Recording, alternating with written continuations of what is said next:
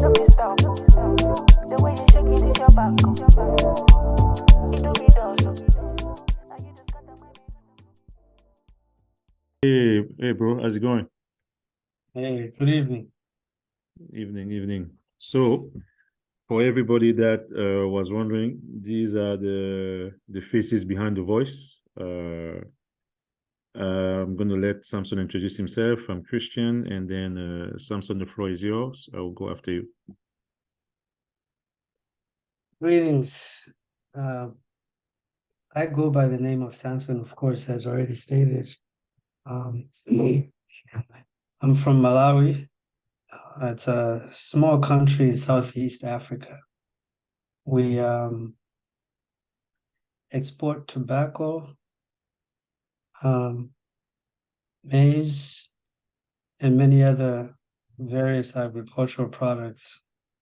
As far as the natural resources go, I wouldn't say that I know too deeply as much as I should as what we actually do export over there, but I do know a lot of it is agricultural products. And also the primary thing is love, because they call it the warm heart of Africa. So we do export love. Very cool. Yes, sir. I spent most of my life going back and forth between Africa and America. And most of my formal education, I would say happened in America. I did most of my education in America, but I did actually do a little bit of matriculation in Africa. So one could say I'm a kid of both worlds. Well, now I'm an adult of both worlds. A true African American. Yes, sir. A united of sorts. Because I've enjoyed the best aspects of both cultures, and also I've endured some of the more challenging aspects of both cultures, for sure. But again, like most of what I am will be revealed throughout the process of the conversation, but this is just the basic information about me. My whole idea in being here is, again, if I had to use it in one word, it's unity, right? It's to be a uniter of the so-called two hemispheres of this world, the Western and the, or the first world and the third world, basically, so to speak. And Afro-Web is one of the more recent vehicles that we choose to be on that for that. Back to you, my friend. All right. Thank you, Samson. My name is Christian. Like Samson, I'm from Africa. I'm from Cameroon. I am the more reasonable of us. I'm just kidding. Let's just say that I'm the more corporate. What you call I've been like Samson. I've been traveling between Africa and America. Also, like Samson, a lot of my formal education has been done here in the States. I lived in the States, I would say 20 years of my life, and about 19 years of my life in Cameroon. So, I mean, continuously. I'm a product of both places. I still feel very, very Cameroonian at heart. I mean, more than that, very African at heart. And I think throughout this conversation, like Samson mentioned, our goal is to go over some of we talk about, I mean, Samson mentioned natural resources. You actually touch on it. But basically, our goal is to kind of understand why, as a continent, as people, even though we have great potential naturally, and also, I mean, with our natural resources and our people, we are still not thriving. So that's kind of what we wanted to talk about today.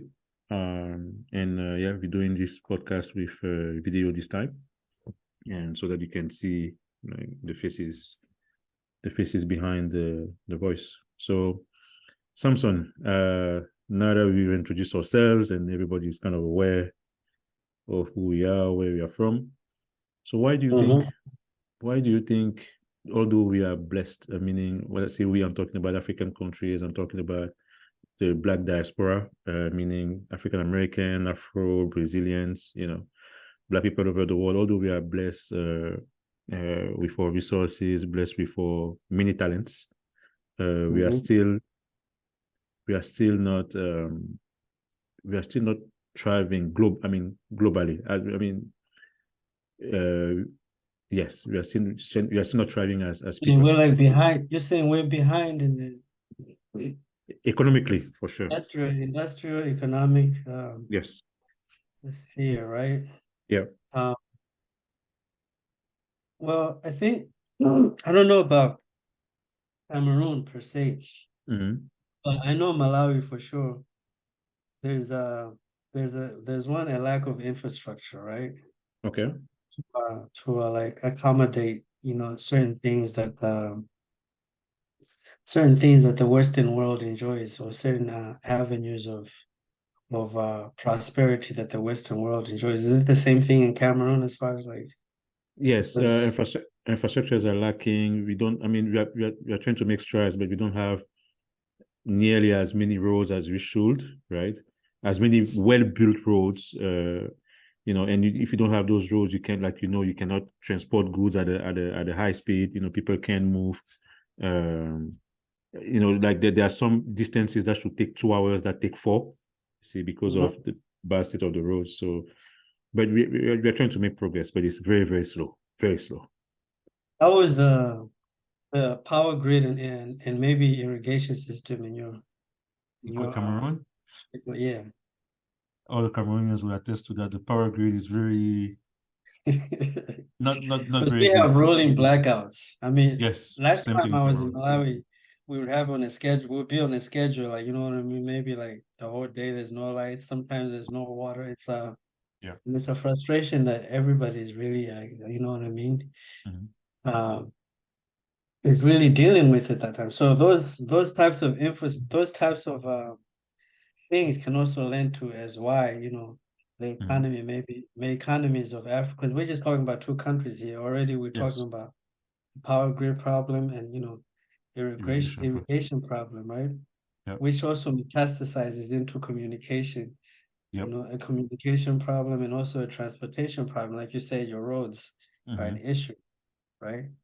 So I guess all that, it's easy to, I guess, to say, because those are state services, right? Yes. Would they be state services? Like building roads and irrigation, that is a state service, right? If you have a government. Yes, the government's supposed to take care of that. You pay taxes and the government use the money to ideally, build the roads, build the irrigation system so that the population. The idea, right? That's the idea, yeah. Yeah, I mean, we've had internet for a while, and a lot of our people have been educated for a while now. You would think we would have solved these problems already, I think I don't know about Malawi, but I think there are structural issues as far as the government. I don't know about Malawi. I'm going to speak for Cameroon, but sometimes there are misappropriation of funds, right? You know what I'm saying? Sometimes we give the contracts to other people, to other countries, and they charge us more, right? So we're not using our own engineers. Sometimes we use our own engineers and they don't do the job as well as they should, and then the government end up resorting to foreign companies, right? So there are all these problems that slow down the progress, right? Those are some of the impediments that I've seen, at least in Cameroon. Right. So Africa, like we discussed a little bit earlier, is rich in resources. In fact, we even went as far as to say, like, literally speaking, Africa gives aid to the rest of the industrialized world in the form of like, That's an interesting. let's say you Yeah. got diamonds that come from the DRC, you know, Mm-hmm. or silicon, whatever, which powers all these semiconductors, which Yep. we're using Mm-hmm. worldwide, right? And in fact, um, I'm pretty sure, in fact, this is an idea where one should map out like what each country offers as a resources. I had a friend of mine who thought about Mm-hmm. having something like that, even making it like uh, a game or some kind of app or something I see. that Yep. has like what each African nation Country provides. offers as a natural resource. You know what I mean? That Yes. way you can Yes. get a full picture of what Mm-hmm. it is that's going on. But it should go without saying now. I mean, the cat is out of the bag. In fact, the tiger is out of the bag now that, you Mm-hmm. know, Africa has a lot of natural resources, which Yep. uh, uh, like foreigners actually do extract and make a lot of money off of, right? Yes. So the Y- question is like the question that we're trying to address like from the beginning is why is it that we have all these natural and even manpower? Because there's also Mhm. this misguided idea that, you know, Africans are like animals or whatever, or savages. I'm not gonna go that far, but you know how it's Mhm. portrayed in the Yeah. media.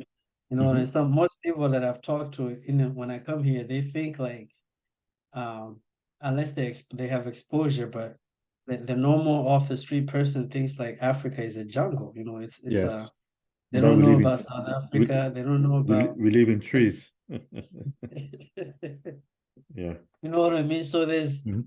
there's that. And then on the flip side, it's like we look at the Black American population that's here is, you know, dangerous, as lazy, or as Yes. entitled, you know, all these that, other that things.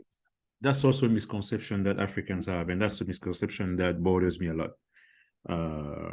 Like Right. So you're seeing how thinking, we're like mhm. divided on both sides, Yes, but because we're just seeing each other through the lens of the Europeans. through somebody else's lens, you know what I mean? Yes.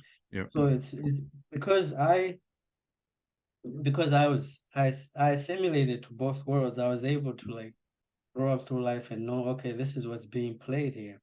But Mm-hmm. also another thing that I realize is that okay, the Western world is they work in the form of like states, right?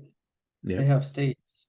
Mm-hmm. Now, I don't know as far as size goes, how representative the sizes or the places or the states are as compared to the sizes of the country in Africa, or actually how big the Americas is as compared to what Africa is. But And another point, Africa is another way point bigger. to note is that we all speak different languages, right? In Yep. Africa. Mm-hmm. So you know what I mean? But whereas in America, there's one unified language Mm-hmm. that everybody speaks. Um, and a centralized what I can say is centralized culture, I guess. Mm-hmm. Um, but I guess that's more, you know, deeper down the line. But as to explain to as to why our resources are being extrapolated from us, I think it's because we're not really unified in a sense. And that's where this idea of having a web comes into play. Mm-hmm. Um, you know, like and it's not a new idea. And I think Mm-hmm. anybody who thinks comes across this idea is, you know, the late Gaddafi, Yep. you know what I mean? May he rest in peace. I think he had some kind of like inclination to this kind of thinking where Mm-hmm. uniting Africa under like or at least using the resources to um to keep them in Africa, having some kind of infrastructure to keep the resources in Africa, right? What yes, one thing in addition of the keeping the resources home, one thing that we need to do is basically being able to use those resources, right? So it's good to have diamonds, it's good to have tin, wood, and gold and all of these things. But if you don't know what to do with it, it's not worth anything to you. So that's why we are still in this economic system where we are the one exporting. Let's take chocolate. Everybody will understand this. Right. Ghana, for a long time, and Ivory Coast were exporting cocoa to countries like Sweden and all of this, and Belgium, those people that make chocolate, and they will sell these things back to us at a higher price. You see? Right. So Ghana, I think, recently decided that, you know what, we're not going to sell cocoa anymore. We're going to sell you chocolate. You see what I'm saying? We're going to do our own chocolate. So that way we can reap, like there's more money into transforming something, right, than the raw product itself. And what has been happening for centuries is that people have taken the raw material, transformed them, and sell it back to us at a higher price. You see, if you are able to stop that, then we will be able to take advantage fully of the resources that, I mean, that were given to us. That we have. Let's put it like that. So until that happens, we will still be, how can I say this? We as a country, as a continent as a whole, will still be dependent on others and will still be broke, to put it simply. So you're saying, like, if we had the tools, right? Yes. Like if you get diamond, you need like diamond cutters or processors or a way to refine oil. Yes. Or such things, right? Yes. Basically, things are easier when you have tools. Yes. Correct? We need industries. Industries. Yes. Okay, so one thing I do like about the Western model is that is professionalism. You know what I mean? That's one aspect. I think they say never throw the baby away with the bathwater, and I think what we can learn from the Western model thing is, one thing is accountability and professionalism. Yes. Basically, and if I may use that to segue into the whole other idea we were talking about, you know, the fact that we speak different languages. I think that can be circumvented because technology is one language, right? Which was the whole idea of you know, this whole Afro web thing, and having the technological tools to actually not only bring awareness, but also to set up tools and infrastructure that can, you know, empower people and of our kind to have able businesses, you know what I mean, to be able to extract and keep their resources, and also, like, you know, be able to again bring things to market, right? Yes, exactly. It's a lofty idea.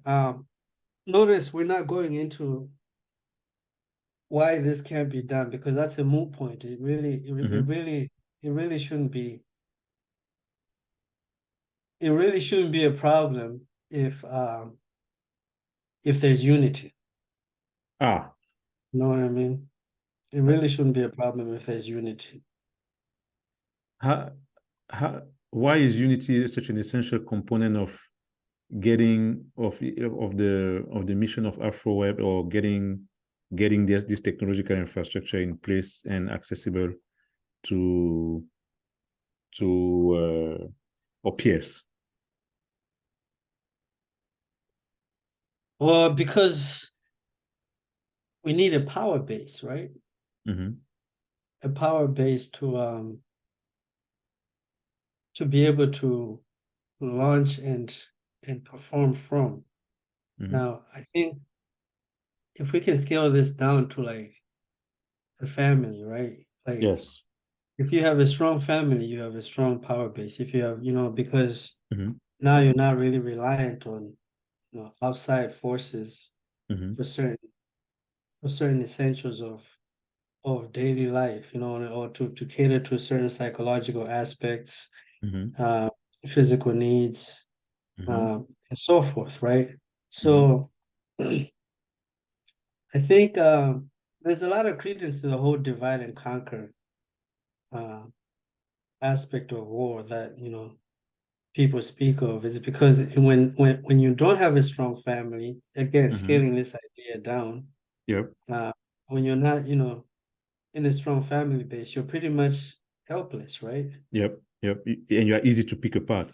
You're easy to like take apart. But if you have a Yep. strong nuclear family, then Mhm.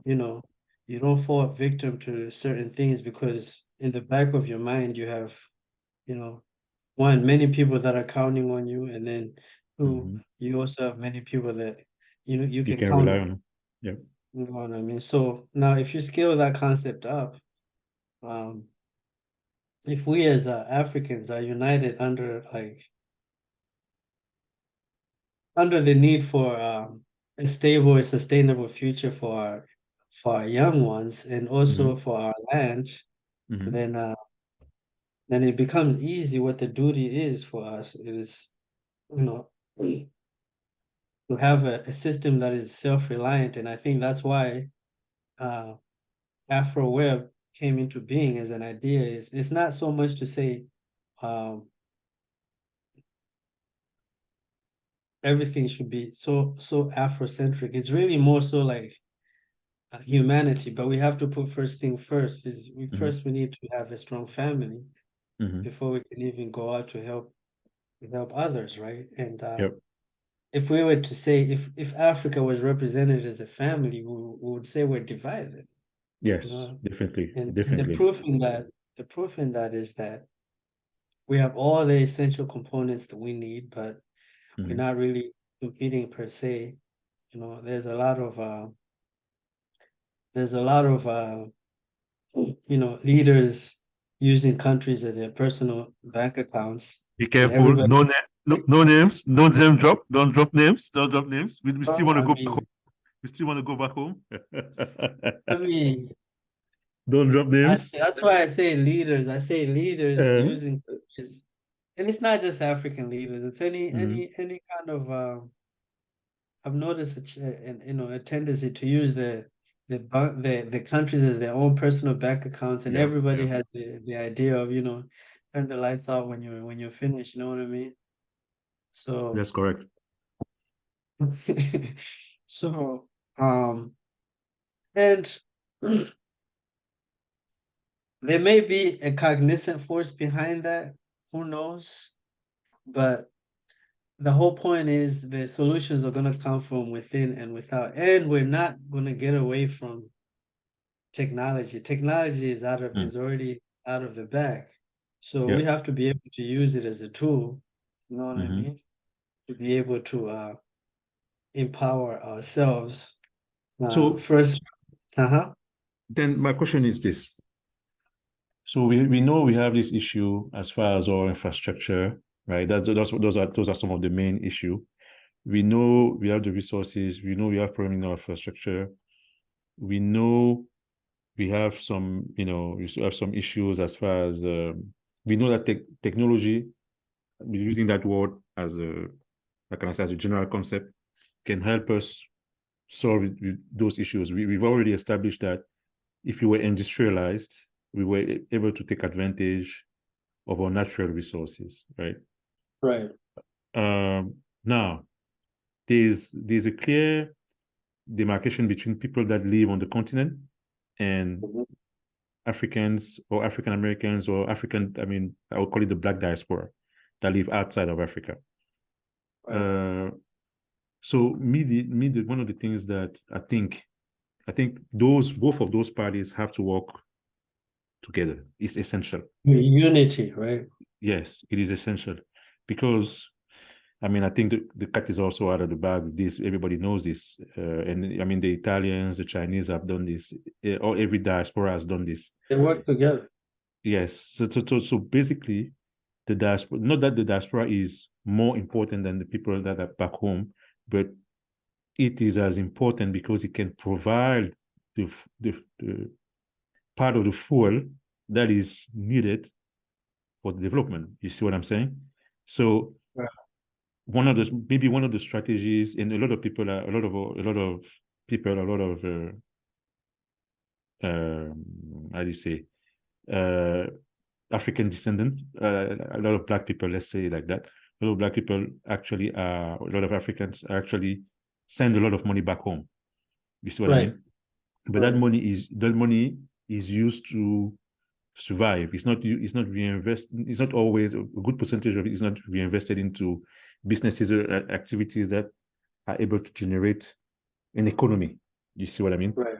And I think one of the things that we wanted to do with AfroWeb is basically be a vehicle for the dreams and the businesses of all people, basically to be a support for them, right? So Right. I think that strategy of being able to get the funds, have businesses that generate either here or here, meaning whether you're in America or Europe or Asia, generate funds and then take those funds and invest them back home. Not just, of course, help out your families, but take part of it and then and invest it into businesses that are going to create jobs, right? Jobs that are going to then empower people to take care of themselves, right? Right. Right. So I think that's the mechanism. And also, the people that locally can also how can I say generate businesses activities, and we can trade with each other because we have access to certain things that Right. are not as easy to have access there. So I think it has to be a synergy. I don't know if that makes sense. I definitely I understand what you're saying, but there has to be a synergy between the diaspora and the people who are there. I would add to that Mhm. there has to be a paradigm shift, because Mhm. what's become evident to me is that almost all different sections of Africa are accounted for by different foreign interests, right? Yeah. But their paradigm is it's extractionary, so they come to extract from Africa. Yes. You know what I mean? Not really to invest. It's more Invest. so to extract. Yep. So whatever it is they may be bringing, whether it's aid or whether it's building stuff, it's always at the aim of extracting, and the proof is in the pudding. Yep. In that, so and this has rubbed on to us too. Mhm. You know what I mean? Because most of our people, our the brightest ones are always taken out of Africa, and they go get educated overseas or That's something like correct. that. And there's nothing wrong with that. Mhm. It's just that how do you now bring that knowledge back and reinvest it in Africa? Or how do you sell that mindset? Mhm. Because that's the biggest part of it, right? How do Mhm. we sell that mindset that okay, we should not treat Africa as just a place to be extracted? Let's treat it as something we can invest in. You know what I mean? We can use the technology, not so much to go against nature, but to go with nature. There's so many different methods that can be used, um, to again, even energy itself, Mhm. to work in tandem with nature, where you're not just recklessly polluting and saying, last one out, turn the lights off. Because at the end of the day, we can't really shit where we sleep, because we eventually have to live there. It's what our bodies are acclimatized to. Yep. You know what I mean? So and it's just education, really, just a shift in the mindset. And I think technology, right? If you think about it, with the advent of the internet and TV, things have changed. Yep. Almost all the kids are able to speak English now, or are exposed to certain Understand it. ideas, understanding or exposed to certain ideas. So if we can use the technology and the technological skills that our African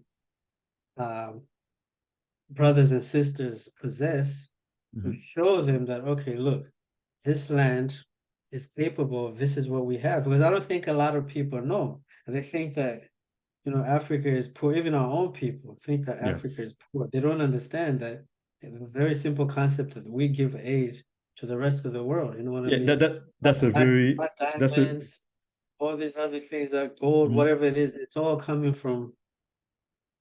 I don't be stop. The way you shake it is your back.